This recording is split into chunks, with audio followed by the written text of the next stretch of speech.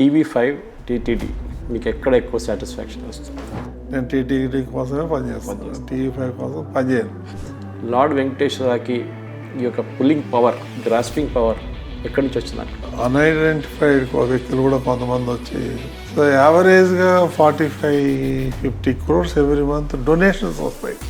పద్మనాభ స్వామి గురించి మాట్లాడేప్పుడు TTD model అంటారు వాళ్ళు. తిరుమలలో ఏదేదైతే ఎన్టీ రామారావు డెవలప్ చేశారో ఆయన పేరు ఇంకా స్థిరస్థాయిగా ఉంది. రెండో వ్యక్తి కాదు. టీవీ5 అనే ఒక ఛానల్ని నడిపించేటప్పుడు మీరు మీ స్టాఫ్కి ఇచ్చిన బ్రీఫింగ్ ఏమి ఇచ్చారు? నాకు టీవీ గురించి ఏబిసిడి తెలియదు, జర్నలిజం గురించి ఏం తెలియదు. ఏదో పెట్టాలి, but everywhere I succeed.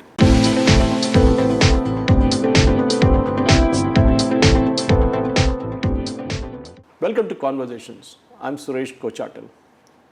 Television is a medium, they say, was for the future. When print started, I remember very well, 1988, when I joined the print medium in Times of India in Bangalore, those were the heydays of print. Television was hardly there. There was one Doordarshan, and that's it. Later on, NDTV came along, and then we saw, when the opening up of the Indian economy happened, a lot of channels opened up. Sooner or later, vernacular channels opened up. As early as Asianet News in Kerala, which now I think is 28 years old. Many other channels also opened up, including those in Telugu, as we call it, vernacular channels. And one of them is TV5, which has created a niche for itself in the field of journalism in Telugu. Of course, they have a bouquet of offerings apart from just the Telugu TV5 channels. Today we have with us the chairman of TV5, B.R. Naidu Garu, to speak to us. Namaskaram, sir. ఓం నమో వెంకటేశాయ. నమస్కారం. ఎక్కడి నుంచి మొదలవుతుంది sir మీ journey? So నేను పుట్టింది చిత్తూరు జిల్లా దగ్గర ఒక చిన్న గ్రామం. అక్కడే చదువుకొని ఉద్యోగరీత్యా నేను హైదరాబాద్ వచ్చాను. ఎప్పుడు? 1971. 71. నేను బిహెచ్ఎల్లో టెక్నీషియన్గా జాయిన్ అయ్యాను. అక్కడ నుంచి 93 వరకు పనిచేశాను. బిహెచ్ఎల్ రామచంద్ర. అక్కడి నుంచి నేను 1982లో తెలుగుదేశం పార్టీ పెట్టినప్పటి నుంచి నేను దాంట్లో యాక్టివ్గా ఉన్నాను. బట్ నేనేమి పదవులు తీసుకోలేదు, ఒక వర్కర్గా యాక్టివ్గా ఉండేవాడిని. మొత్తం పటాన్చేరు, రామచంద్రం, చందనగర్, లింగంపల్లి ఆ ఏరియాలో నేను కొద్దిగా ఫెమిలియర్, అంటే పార్టీ కోసం. అదేవిధంగా నేను 1971లో బిహెచ్ఎల్లో జాయిన్ అయితే 1972లో ఎన్టీఆర్ ఫ్యాన్స్ అసోసియేషన్ రిజిస్టర్ చేసిన. ఓకే. సో దానికి నేను జనరల్ సెక్రటరీగా ఉన్నాను. ఎన్టీ రామారావు చాలా సందర్భాల్లో మేము ఇన్వైట్ చేయటం, ఆయనకి సన్మానాలు చేయటం ఆ కార్యక్రమంలో ఉండే. ఎన్టీ రామారావు ఎప్పుడైతే తెలుగుదేశం పార్టీ పెట్టాడో అప్పటి నుంచి మేమందరూ కూడా ఆయన వెంబడ ట్రావెల్ చేయటం జరిగింది. సో ఆ తర్వాత బిహెచ్ఎల్ 1993లో రిజైన్ చేసి I started my travel club forex limited అని ట్రావెల్ ఏజెన్సీ స్టార్ట్ చేశాను. అది ఒకప్పట్లో నెంబర్ 1 ట్రావెల్ ఏజెన్సీ. అంటే ఫారెన్ ఎక్స్చేంజ్, వీసాలు, టికెటింగ్, మెనీ. ఓకే. అప్పుడు 6 బ్రాంచెస్ ఉండేవి. సో దాని తర్వాత నేను కొంతమంది ఫ్రెండ్స్ ప్రోద్బలంతో టీవీ పెట్టమంటే TV five is my lucky number. Okay. So టీవీ5ని రిజిస్టర్ చేయటం 2006లో రిజిస్టర్ చేశాను. 2007లో ఆన్ ఎయిర్ వచ్చినాం. అంటే 18 సంవత్సరాలు. ఆ తర్వాత మీకు తెలిసిందే. సో మనం ఎన్టీఆర్ గారి దగ్గర నుంచి మొదలు పెడతాం, ఎందుకంటే నేను కూడా జర్నలిజం ఫీల్డ్లో ఉన్నప్పుడే ఎన్టీ రామారావు గారు అప్పుడు కూడా నాకు గుర్తుంది, రామకృష్ణ స్టూడియోస్లో అప్పుడు స్టార్ట్ చేసినప్పుడు ఈవెన్ ఆర్టీసీ క్రాస్ రోడ్ దగ్గర ఉన్న వాళ్ళ ఆఫీస్లో కూడా పెద్ద ఊరేగింపుతోని వచ్చారు. దాని తర్వాత మనకి తెలుసు, ఆ జర్నీ తెలిసిపోయింది చాలా మటుకు. యూజువలీ ఫిలిం స్టార్స్ని ఒక ఆరా ఉంటుంది, వాళ్ళు ఎంజీఆర్ కానివ్వండి, దాని తర్వాత జయలలిత కానీ, ఇక్కడ రాజ్ కుమార్ గారు కన్నడలో. మీరు ఎన్టీ రామారావులో చూసింది స్పెషాలిటీ ఏంటి సార్? ఆయనే సాటి అండి. ఆయనలాగా ఇంకొక మనిషి పుట్టరు, మనం చూడలేం. అసలు మహానుభావుడు. ఆయన గురించి చెప్పాలంటే మీకు 20 నిమిషాలు సరిపోదు. కరెక్ట్. 2 సంవత్సరాలు చెప్పచ్చు. అంత గొప్ప వ్యక్తి. సో ఆయన దగ్గర పనిచేసే అవకాశం మాకు వచ్చింది. అది మాకు అదృష్టంగా భావిస్తాం. ఏం నేర్చుకున్నారు సార్ ఆయన దగ్గర? చాలా డిసిప్లైన్కి మారిపోయారు ఆయన. కమిట్మెంట్, పొద్దున్న 4 పేదవాళ్ళకి ఏదో చేయాలనే తాపత్రయం. Correct. ఈరోజు టీటీడీ చైర్మన్గా నాకు చంద్రబాబు నాయుడు గారు అవకాశం ఇచ్చారు. అక్కడ తిరుమలలో ఏదేదైతే ఎన్టీ రామారావు డెవలప్ చేశారో ఆయన పేరు ఇంకా స్థిరస్థాయిగా ఉంది. అక్కడ అన్నదానం కార్యక్రమం కానీ, లేదా క్యూ లైన్ కాంప్లెక్స్ కట్టడం కానీ, మాడవీధులు డెవలప్ చేయటం కానీ, ఇవన్నీ ఎన్టీ రామారావు చేసింది. రెండో వ్యక్తి కాదు. ఆ తర్వాత చంద్రబాబు నాయుడు డెవలప్ చేశాడు. మిగిలిన వాళ్ళు ఎవరు డెవలప్ చేయలేదు తిరుమలని. అక్కడ ఉన్నటువంటి గ్రీనరీ కానీ, అక్కడ ఉన్నటువంటి అకామిడేషన్ కానీ, అవన్నీ కూడా ఎన్టీ రామారావు అయిన తర్వాత చంద్రబాబు నాయుడు గారు. మీరు చెప్పింది కరెక్ట్. తిరుమల అనేది ఒక మోడల్. ఎందుకంటే ఆ టౌన్ మొత్తం నడిపించేది టీటీడీ టెక్నికలీ. అక్కడ ఉన్న కాలేజీలు కానివ్వండి, చాలా మటుకు హాస్పిటల్ కానీ అంతా టీటీడీ నడిపిస్తే ఒక రోల్ మోడల్ లాగా. ఎవరైనా మాట్లాడుతున్నాడు వైష్ణోదేవి గురించి కానీ, గురువాయూర్ గురించి కానీ, పద్మనాభ స్వామి గురించి మాట్లాడేప్పుడు టీటీడీ మోడల్ అంటారు వాళ్ళు. అది క్యూ మేనేజ్మెంట్ ఉండొచ్చు, మీరు చెప్పినట్లు అన్నదానం ఉండొచ్చు, మిగతా అన్ని ఫెసిలిటీస్ ఉండవు. కానీ మనం టెలివిజన్కి వద్దాం ఇప్పుడు. ఎందుకంటే మీరు టెలివిజన్ స్టార్ట్ చేసినప్పుడు ఆ టైంలో ఎక్కువ ఛానల్ లేవు, మీకు తెలిసింది అది. కానీ 2007 నుంచి ఇప్పుడు 2025కి వచ్చే ఎట్లాంటి మార్పులు చూస్తున్నారు టెలివిజన్లో? మార్పులు చాలా వచ్చినాయి. మేము పెట్టిన తర్వాత మీరు అన్నట్టుగా అప్పుడు ఎవరు లేరు, 1-2 ఉండే. ఆ తర్వాత నేను పెట్టిన తర్వాత చాలామంది పెట్టారు. బట్ నాకు టీవీ గురించి ఏబిసిడి తెలియదు, జర్నలిజం గురించి ఏం తెలియదు. ఏదో పెట్టాలి అని ఎక్కడ బిహెచ్ఎల్ ఇంజనీరింగ్ డిపార్ట్మెంటు, ఎక్కడ ట్రావెల్ ఏజెన్సీ, ఎక్కడ టెలివిజన్, ఒకదానికొకటి సంబంధమే లేదు. But everywhere I succeed. అంటే మ్యాజిక్ టచ్ ఉందన్నమాట. మ్యాజిక్ కాదు, సిన్సియారిటీ, హానెస్టీ, కమిట్మెంట్తో పనిచేస్తే మనం ఏదైనా బిజినెస్లో రానియచ్చు. అది నేర్చుకున్నాను నేను. ఇప్పుడు మీరు చెప్పారు మీకు టెలివిజన్లో అసలు జర్నలిస్టిక్ ఎక్స్పీరియన్స్ లేదు, కానీ ఒక బిజినెస్ అక్యూమెన్ ఉందని. ఎందుకంటే టెలివిజన్ అనేది ఇప్పుడు బిజినెస్. ఎందుకంటే అడ్వర్టైజ్మెంట్ రాకపోతే టెలివిజన్ నడవదు, ఆడియన్స్ లేకుంటే, టీఆర్పీ లేకుంటే కూడా టెలివిజన్ ఛానల్ నడవదు. కానీ దాంట్లో కూడా చాలా మటుకు మార్పులు వచ్చినాయి. ప్యూర్ టెలివిజన్ నుంచి యూట్యూబ్కి వచ్చిన తర్వాత, డిజిటల్ మీడియాకి వచ్చిన తర్వాత చాలా మటుకు మార్పులు వచ్చినాయి దాంట్లో. TV5 అనే ఒక ఛానల్ని నడిపించేటప్పుడు మీరు మీ స్టాఫ్కి ఇచ్చిన బ్రీఫింగ్ ఏమి ఇచ్చారు? మేము డిఫరెంట్గా ఇంకొక ఛానల్తో డిఫరెంట్గా ఎట్లా ఉండాలని ఏం చెప్పారు వాళ్ళకి? So I selected good people. That's correct. వాళ్ళకి పూర్తి బాధ్యత ఇచ్చాను. మీరు న్యూట్రల్గా, ఆనెస్ట్గా పనిచేయాలి, ఎక్కడ కూడా తప్పు చేయొద్దండి. మీకు 100% లిబర్టీ వాళ్ళకి. నేను ఎడిటోరియల్లో ఇన్వాల్వ్ కాను. ఎవరన్నా ఏదన్నా ఈ స్టోరీ ఆ స్టోరీ వచ్చిందంటే కూడా నేను ఇన్వాల్వ్ కాను. అంటే ఒక జర్నలిస్ట్కి ఏదైతే మనం వాల్యూ ఇవ్వాలో అంతకన్నా ఎక్కువ ఇచ్చాను మా దగ్గర వాళ్ళు. మీరు ఎవరినన్నా అడగచ్చు, ఏ స్టోరీలో నేను ఇన్వాల్వ్ కాను, కానీ ఆ స్టోరీ మాత్రం పర్ఫెక్ట్గా ఉండాలి. మనం కక్ష సాధింపో లేకపోతే ఇంకోటో ఉండకూడదు అనేదే నేను మా వాళ్ళకి చెప్తాను. ఎప్పుడు కూర్చొని మాట్లాడినా మీటింగ్లో నేను అదే చెప్తాను. సో దానివల్ల ఒక జర్నలిస్ట్కి ఫ్రీడమ్ ఇస్తే అతను చేయగలుగుతాడు. మనం ఒక 100 కండిషన్లు పెట్టి నువ్వు ఈ లైన్ తీసుకో, ఆ లైన్ తీసుకుంటే అది సక్సెస్ కావు. నా సక్సెస్ రేట్కి అదే మెయిన్. కరెక్ట్, మీరు చెప్పిన దానికే. ఎందుకంటే టెలివిజన్ ఛానల్ చాలా మటుకు స్టార్ట్ చేసిన టెలివిజన్ ఛానల్ ఈవెన్ నేషనల్ లెవెల్లో కూడా వాళ్ళొక పొలిటికల్ లీనింగ్ తీసుకుంటారు, ఒకవైపు మారుతారు. అది ఎవరైనా ఉండే ప్రో రైట్ ఉండొచ్చు, ప్రో లెఫ్ట్ ఉండొచ్చు, ఎట్లయినా ఉండొచ్చు.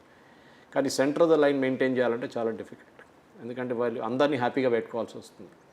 కానీ టెలివిజన్ చూసిన మార్పులు కూడా మీరు రిలీజియస్ ఛానల్లో కూడా మీరు చూస్తున్నారు. అక్కడ కూడా మీరు రిలీజియస్ ఛానల్ స్టార్ట్ చేసినప్పుడు దాంట్లో డబ్బులు ఎక్కువ ఉండవు, కానీ దాంట్లో కూడా మీరు ఎట్లాంటి మార్పులు తీసుకొచ్చారు? నేను చిన్నప్పటి నుంచి వెంకటేశ్వర స్వామి అంటే భక్తులు, మా కులదైవంలాగా భావిస్తాం. ఆ టెంపుల్కి తప్ప వేరే టెంపుల్కు వెళ్ళం 90%.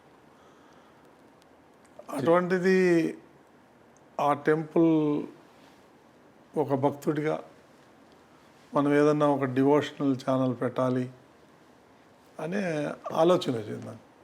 అప్పుడు ఏం పెట్టాలి అని అంటే హిందూ ధర్మం అని నేనే టైటిల్ చేసి స్టార్ట్ చేసాం. యాక్చువల్గా మీరు అన్నట్టుగా ఫీజిబిలిటీ అయితే లేదు ఇప్పటికి కూడా, కానీ నడపాల ధర్మం గురించి కూడా. మనం ప్రతిదీ కమర్షియల్గా చూడలేం కదా, ధర్మం కోసం పనిచేయాలి అనేది హిందూ ధర్మం అని పెట్టాను. దాన్ని కూడా కొంతమంది పెద్దవాళ్ళు ఆ పేరు కూడా టైటిల్ కూడా డిస్ప్యూట్ చేశారు, బట్ నేను దాన్నే పెట్టాను.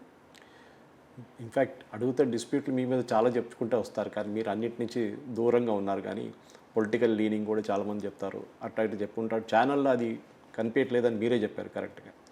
కానీ మనం టెలివిజన్ ఒక పక్కన పెడితే మీ ఇంకొక రోల్, ఇప్పుడు కొత్తగా వచ్చిన రోల్ ఒకటి టీటీడీ చైర్మన్.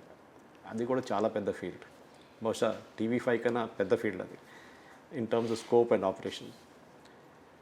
మీరు చెప్పినట్లా టీటీడీకి ఒక ర్యాంకింగ్ ఉండే ముందు నుంచి, ఇంతమంది 1,00,000 మంది వస్తే కూడా మేము హ్యాండిల్ చేసుకుంటాం.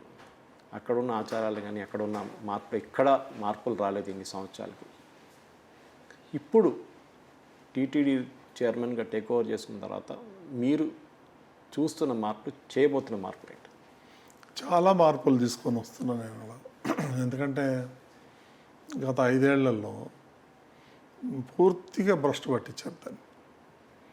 రోజుకు 10,000, 15,000 విఐపి టికెట్లు ఇవ్వటం, ఒక 5,000 టికెట్లు టూరిజం వాళ్ళకి ఇవ్వటం, ఇవన్నీ బ్లాక్ మార్కెటింగ్ అయినాయి. సామాన్య భక్తుడికి దర్శనం దొరికేది కాదు. కరెక్ట్. గతంలో 60,000 మ్యాక్సిమం దర్శనం చేసుకున్నారు.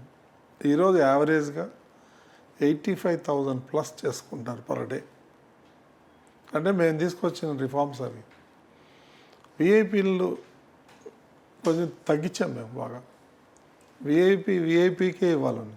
కరెక్ట్. విఐపీ వేరే వాళ్ళకి, వాళ్ళ దగ్గర పనిచేసే వాళ్ళకు, ఫ్రెండ్స్కో ఇస్తే మేము సామాన్యంగా యాక్సెప్ట్ చేయట్లే.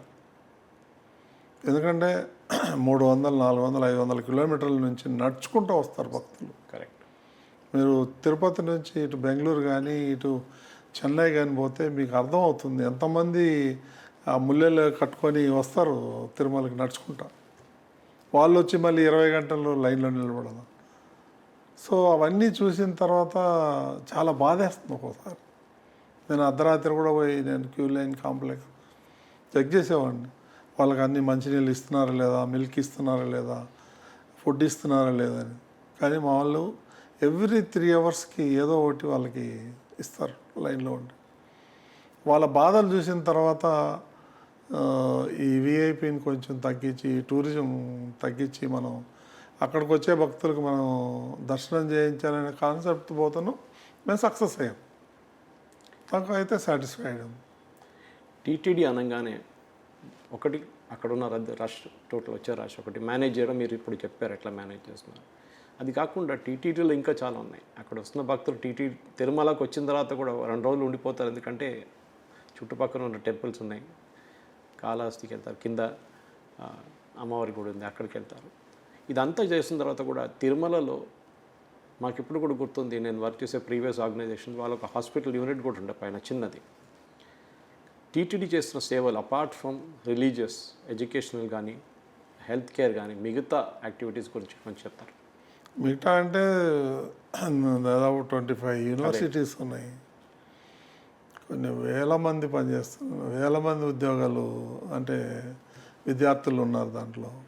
Education super. వెంకటేశ్వర యూనివర్సిటీ అంటే కరెక్ట్, దానికి ఒక స్పెషల్ ఈవెంట్ వచ్చి Delhi arts college, Venkateswara arts college. మీరు దాంట్లో ఒక సీట్ సంపాదించండి చూద్దాం. Year purely merit. Okay. The number 1 college in Delhi. Correct, Venkateswara college. 15 ఎకరాల్లో బ్రహ్మాండమైనటువంటి సెటప్తో ఉంది అక్కడ. కానీ దాన్ని కూడా మనం మెయింటైన్ చేస్తాం. అక్కడ కూడా టీటీడీకి భారం పడతా ఉంది. అయినా కానీ ఎడ్యుకేషన్ అని మనం చేయాల్సి వస్తుంది. అట్లాగే తిరుపతిలో ఉన్న యూనివర్సిటీస్ ఇవన్నీ కూడా మనమే మేనేజ్ చేస్తాం. ఇక హాస్పిటల్ దాదాపు 170 crores దాకా ఎవ్రీ ఇయర్ మనం వాటికి స్పెండ్ చేయాల్సి వస్తుంది టీటీడీ ఫండ్స్ని. సిమ్స్ హాస్పిటల్ పేద 1500 బెడెడ్ హాస్పిటల్. కానీ ఇదంతా చేసినప్పుడు ఆ, అది ఏ చైర్మన్ అన్నా కానివ్వండి, అక్కడ ఉన్న ఎంప్లాయీస్ ఉన్నా కానీ, లార్డ్ వెంకటేశ్వరకి వచ్చే డబ్బులు ప్రజల కోసం వాడుకుంటున్నారు. అదొక ఫీలింగ్ డెఫినెట్గా వస్తుంది. హుండీలో పడే డబ్బులు ఇప్పుడు పడుతూనే ఉంటాయి. మనం అప్పుడప్పుడు న్యూస్లో చూస్తుంటాం, ఇంత కోట్లు వచ్చినాయి, ఇన్ని కోట్లు వచ్చినాయని. కానీ మీ అంచనా ప్రకారం లార్డ్ వెంకటేశ్వరకి ఈ యొక్క పుల్లింగ్ పవర్, గ్రాస్పింగ్ పవర్ ఎక్కడి నుంచి వచ్చింది అనుకుంటా? చాలామంది భక్తులు ఎవరో అన్ఐడెంటిఫైడ్ వ్యక్తులు కూడా కొంతమంది వచ్చి ₹1,00,00,000, 2 కోట్లు, ఒక వ్యక్తి అయితే 11 కోట్లు తెచ్చి ఇచ్చిపోయాడు డీడీలు. సో యావరేజ్గా 45-50 crores ఎవ్రీ మంత్ డొనేషన్స్ వస్తాయి. హుండీ కాకుండా అది కాకుండా సో అన్నదానం ట్రస్ట్, ప్రాణదానం ట్రస్ట్, గోశాల ట్రస్ట్, ఇట్లా చాలా 8 ట్రస్టులు ఉన్నాయి. మెయిన్ ట్రస్ట్ కాకుండా సేవా కార్యక్రమాలు చాలా జరుగుతూ ఉంటాయి. ఇవన్నీ పేద ప్రజలకి చెందాలనే ఉద్దేశంతోనే హాస్పిటల్స్ కానీ, ఎడ్యుకేషన్ కానీ అవన్నీ మనం చేస్తున్నాం. ఇంకోటి ఇప్పుడు అది కాకుండా ఒక 500 టెంపుల్స్ కట్టాలి దళితవాడల్లో అనేది. ఇప్పుడు ఏదైతే మనం శ్రీవాణి ట్రస్ట్ అన్నామో అందులో ఒక 2,500 crores ఉన్నాయి డిపాజిట్స్. వాటన్నిటికి కూడా టెంపుల్స్ కడతానికి ఉపయోగిస్తున్నాం. మీరు చెప్పింది అది నేను అడగాలనుకుని మీరు ముందు చెప్పేశారు అది. ఇంకోటి మనం చూసేది ఏంటంటే, మనం హిందూ రివైవల్ అంటాం మనం ఇప్పుడు. అంటే ఈ గుడులు కట్టేది అదే రీజన్ అన్నమాట. హిందువుల్ని ఇప్పుడు మన జూబ్లీ హిల్స్ ఒకటి ఉంది గుడి, అట్లనే చాలా మటుకు చిన్న చిన్న టౌన్స్ కానీ, చిన్న చిన్న ఎస్పెషల్లీ నార్త్ ఇండియాలో మనం ఏం చూస్తున్నాం అంటే, ఈవెన్ చిన్న టెంపుల్స్లో కూడా పూజారులకి ఎక్కువ సంపాదన ఉండదు. ఒక రోజుకి ₹100 కూడా రాదు వాళ్ళకి. వాళ్ళ కోసం చాలామంది ఎన్జిఓలు వాళ్ళు పనిచేస్తున్నారు, వాళ్ళ కోసం చేస్తున్నారు. కొంతమంది యూఎస్కి వెళ్ళిన వాళ్ళు వాళ్ళ ఊర్లో ఉన్న గుడికి వాళ్ళు డబ్బులు ఇచ్చి వాళ్ళు పూజలు చేపిస్తున్నారు. టీటీడీ అట్లాంటి యాక్టివిటీస్ ఏమైనా చేస్తున్నారు? ఎగ్జిస్టింగ్ టెంపుల్స్ని, చిన్న టెంపుల్స్ని కూడా సపోర్ట్ చేస్తున్నారు కదా మీరు? ఉన్నాయండి, కొన్ని 100 టెంపుల్స్ అడాప్ట్ చేసుకుంటున్నాము, అట్లేం లేదు. పూజారులకు కూడా మనం శాలరీస్ ప్రాంప్ట్గా ఇస్తున్నాం. మీకు లేని వాళ్ళు ఉన్నారు, దాని కోసం మాట్లాడుతున్నాం. సో ఫర్ ఎగ్జాంపుల్ కేరళ నుంచి వచ్చాను నేను, అక్కడ కూడా చిన్న చిన్న టెంపుల్స్కి లేవు, కానీ టీటీడీ లాంటి ఆర్గనైజేషన్ చేస్తున్నారు కదా? చేస్తున్నాం. మా దగ్గర మా దృష్టికి వస్తే 100% యాక్సెప్ట్ చేస్తాం. మా టీం వెళ్ళి ఇన్స్పెక్ట్ చేస్తుంది, నిజం అవునా కాదా, ఏంటి, ఫుట్ఫాల్ ఎట్లా ఉంది, మెయింటెనెన్స్ ఎట్లా ఉందని. కొత్త టెంపుల్స్ కూడా 500 టెంపుల్ కట్టాలని ప్లాన్ చేస్తున్నాం. సో ముఖ్యమంత్రి చంద్రబాబు నాయుడు గారు ఏం చెప్తారంటే, మీరు ప్రతి ఒక్క స్టేట్ హెడ్ క్వార్టర్స్లో టెంపుల్ కట్టండి, ఫారిన్ కంట్రీస్లో కూడా కట్టండి. ఇప్పుడు ఫారిన్ కంట్రీస్లో కూడా స్టార్ట్ చేస్తున్నాం. వేరే ఇప్పుడు మహారాష్ట్రలో నవీ ముంబైలో స్టార్ట్ అయింది. అదేవిధంగా బెంగళూరులో కట్టబోతున్నాం, తమిళనాడులో కట్టబోతున్నాం. ఇప్పుడు అస్సాంలో వాళ్ళు కూడా వచ్చారు, లక్నోలో ఒకటి కడదామని, వారణాసిలో ఒకటి కడదామని. ఇవన్నీ ప్లాన్ చేస్తున్నాం, భారీ ఎత్తున చేస్తున్నాం వెంకటేశ్వర స్వామి టెంపుల్ కట్టాలని. మనం రీసెంట్గా నేను బెహరీన్ పోయి వచ్చాను, అక్కడ కూడా ఒకటి కడదామని. ఇంకోటి ఏంటంటే సార్, నేను మా కేరళ నుంచి అని చెప్పంగానే ఆదిశంకరాచార్య గురించి మాట్లాడతారు, అద్వైత ఫిలాసఫీ గురించి మాట్లాడతారు. ఆదిశంకరాచార్య మా ఊర్లోనే 4 మఠాలు కట్టించారు రిచూర్ టౌన్లో. బేసిక్లీ ట్రైన్ చేయడానికి, అర్చకుల్ని, రేపున్న పూజారిని ట్రైన్ చేయడానికి చిన్నప్పటి నుంచే ట్రైనింగ్ ఇస్తాం. మన దగ్గర కూడా చాలా మట్టుకు అట్లాంటి వేద పాఠశాలలు ఉన్నాయి. కామన్ కంప్లైంట్ ఏంటంటే, పెద్ద గుళ్ళకి పూజారులు ఉంటారు, చిన్న గుళ్ళకి పూజారి ఎక్కువ రారు అని చెప్పేసి ఒకటి ఉంటుంది. ఎందుకంటే వాళ్ళకి న్యాచురల్లీ రెవెన్యూ, ఎవరికైనా ఒక బతకాలంటే డబ్బులు కావాల్సి వస్తుంది. తిరుమల అక్కడ కూడా చాలా మటుకు టీటీడీ ట్రస్ట్ అక్కడ కూడా పనిచేస్తుంది సార్. వేద పాఠశాలలు ఉన్నాయండి, 4-5 వేద పాఠశాల టీటీడీ రన్ చేస్తుంది. కరెక్ట్, అదే. కొంతమంది ప్రైవేట్ వాళ్ళు కూడా నడుపుతున్నారు. వాళ్ళకి జాబ్ సెక్యూరిటీ కూడా ఇస్తున్నాం మనం. Okay, that's good. అక్కడ చదువుకున్న వాళ్ళు ఖాళీగా ఉంటే వాళ్ళకు ₹3,000 నెలకి వాళ్ళని కూడా డిసైడ్ చేసాం, సంభావన కింద ఇస్తున్నాం. ఇక వాళ్ళు నేను అక్కడికి పోని ఇక్కడ పోని అనేది తప్ప, అక్కడ కూడా చాలా టెంపుల్స్ నీడ్ ఉంది, ఇంకా అర్చకులు చాలా అవసరం ఉంది. కరెక్ట్, డిమాండ్ ఉంది. సో అవన్నీ ఫుల్ఫిల్ చేయాలి మనం. దానికనే బాగా ట్రైనింగ్ ఇచ్చి వాళ్ళు కూడా ఎంకరేజ్ చేస్తాం. టీటీడీ రోల్ మీరు ఇప్పుడు టేక్ ఓవర్ చేసుకున్న తర్వాత మీకు ఎంత టైం మీరు దాని మీద ఇప్పుడు పెడుతున్నారు? నెలకి 22 డేస్ నేను తిరుమలలోనే ఉంటాను. నేను ప్రతిదీ చెక్ చేస్తాను, నేను ప్రతిదీ కాన్సన్ట్రేషన్ చేస్తాను బాగా. భక్తుల యొక్క వాళ్ళని ఎలా వసతులు మెరుగుపరచాలి అనేదే నాకు ఉంటుంది. సామాన్య భక్తులకి పెద్దపీట వేయాలి అని చెప్పి చాలా మార్పులు తీసుకొస్తున్నాను. ఇప్పుడు ఆర్టిఫిషియల్ ఇంటెలిజెన్స్ ఇంకొక 2 monthsలో ఇంట్రడ్యూస్ చేస్తాం దాన్ని. అట్లా 20 గంటలు వెయిట్ చేయాల్సిన పని లేదు అప్పుడు. కరెక్ట్. నేను ఫస్ట్ బోర్డు మీటింగ్లోనే డిసైడ్ చేసాం. ఇప్పుడు గూగుల్ను టీసీఎస్ వాళ్ళిద్దరూ కలిసి చేస్తున్నారు. బహుశా ఏది మంచి టెక్నాలజీ ఉంటే దానికి వెళ్ళి స్టార్ట్ చేస్తాం. TV5 టీటీడీ మీకు ఎక్కడ ఎక్కువ సాటిస్ఫాక్షన్ వస్తుంది? So don't compare. అదే I know that is exactly my point. ఇద్దరు పిల్లలు ఉంటే ఎవరిని మీరు పాపులర్ చెప్పలేదు. డిఫరెంట్. నేను I resign my directorship and all. Now I'm free. నేను టీటీడీ కోసమే పనిచేస్తాను, TV5 కోసం పనిచేయను. పిల్లలు ఉన్నారు, వాళ్ళు చూసుకుంటారు.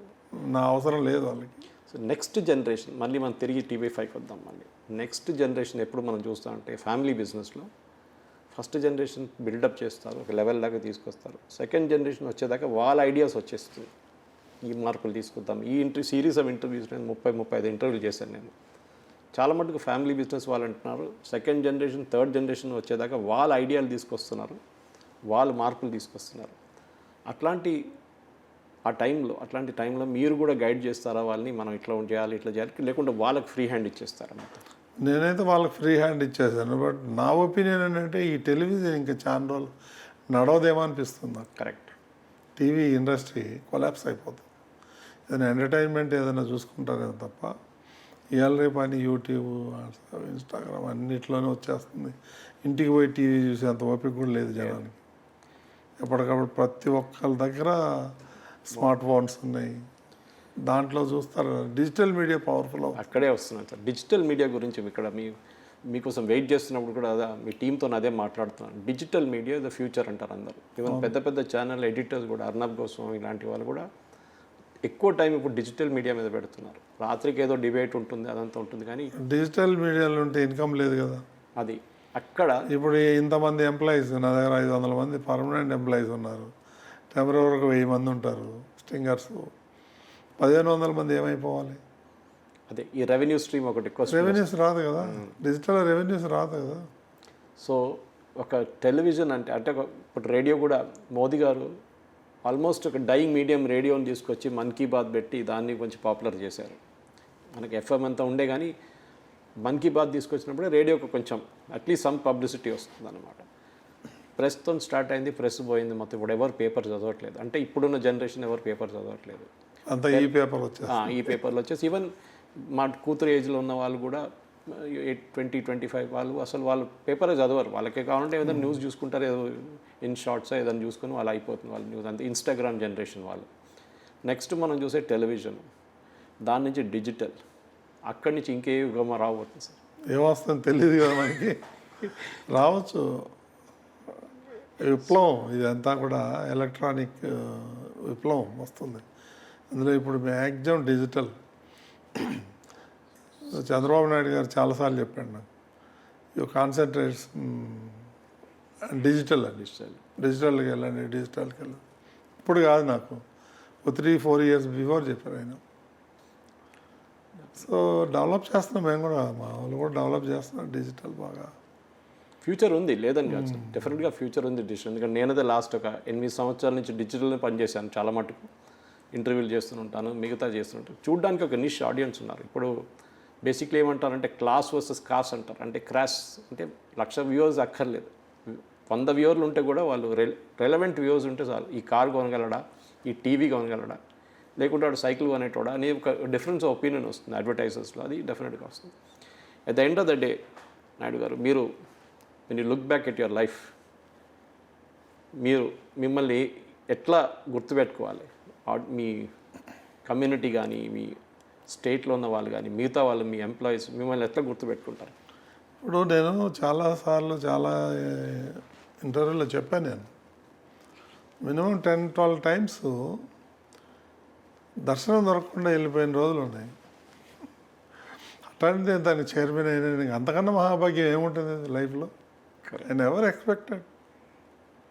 నాకు ఇది వస్తుందని నేను కళ్ళ కూడా ఊహించలే. ఏదో ఒకసారి చంద్రబాబు నాయుడిని అడిగాను, నాకు అక్కడ చేయాలని ఉందన్నా, నువ్వు ఇవ్వాలి అంటే అప్పుడు ఆయన అన్నాడు, ఓకే యూ డిజర్వ్ ఇట్ అన్నాడు. గవర్నమెంట్ వస్తే చేస్తా అన్నాడు. వచ్చిన తర్వాత చేశాడు అంతే. దాని మీద నాకు వేరే ఏమి ఇచ్చినా నాకు అవసరం లేదని చెప్పిన. దేవుడు దేవుడి దగ్గర ఆల్రెడీ ఐఎమ్ క్రాసింగ్ 73. ఇక లాస్ట్ ఇంకేముంటుంది మాకు, దేవుడి దగ్గర పూజ చేసుకోవటం తప్ప ఏముండదు. దేవుడు సేవ చేయాలనే ఉద్దేశంతో. సో ఆ ప్రాంతానికి చెందినోడిని కాబట్టి నాకు కొంచెం ఐడియా వస్తున్నాయి ఎలా చేయాలి అంటే. సో అందరినీ సాటిస్ఫాక్షన్ చేయాలని ప్రయత్నం చేస్తున్నాను. కానీ నా ఫీడ్బ్యాక్ ప్రకారం చాలా చాలా బాగుంది. నేను ఎక్స్పెక్ట్ చేసిన దానికన్నా చాలా బాగుంది తిరుమల మీద. మేము ఒక టీంని పెట్టి దర్శనం చేసుకుని వచ్చే వాళ్ళని అడుగుతున్నాం, క్వశ్చన్ ఫీడ్బ్యాక్ ఎలా ఉంది ఏంటంటే 98.5% పాజిటివ్గా చెప్పారు. చాలా బాగుందని, చాలా బాగుంది. నీట్నెస్ కానీ, డ్రింకింగ్ వాటర్ కానీ, ఈవెన్ పబ్లిక్ టాయిలెట్స్ కూడా స్టార్ హోటల్ లాగా ఉంటాయి, ఎప్పుడు డ్రైగా పెడతాం. అవన్నీ ఇవే భక్తులకు కావాల్సింది మనకి కదా. లక్షల మంది వచ్చినా కానీ అంతకన్నా నాకు సంతోషం లేదు, అంతకన్నా ఆశ కూడా లేదు ఇంకా. Thank you Naidu garu. Thank you BR Naidu garu. Thank you very much. ఓం నమో Venkatesha. Ladies and gentlemen, that was Sri B.R. Naidu, who essays two roles. As in the television field in TV5, it's chairman, but he says he's more or less passed it on to the next generation. And also, more importantly, as a chairman of Tirumala Tirupati Devasthanams, which we all know manages the holy town of Tirumala, Lord Venkateshwara, and more importantly, the number of universities, colleges, and other institutions which they run apart from Veda Pathashalas and training the next generation of priests. A whole lot of activities. TTD is not just about only Tirumala, it is more beyond it. And now, Shri B.R. Naidu told us what it is all about. There is more to it, and definitely we'll see you the next time. Thank you for watching. Jai Hind.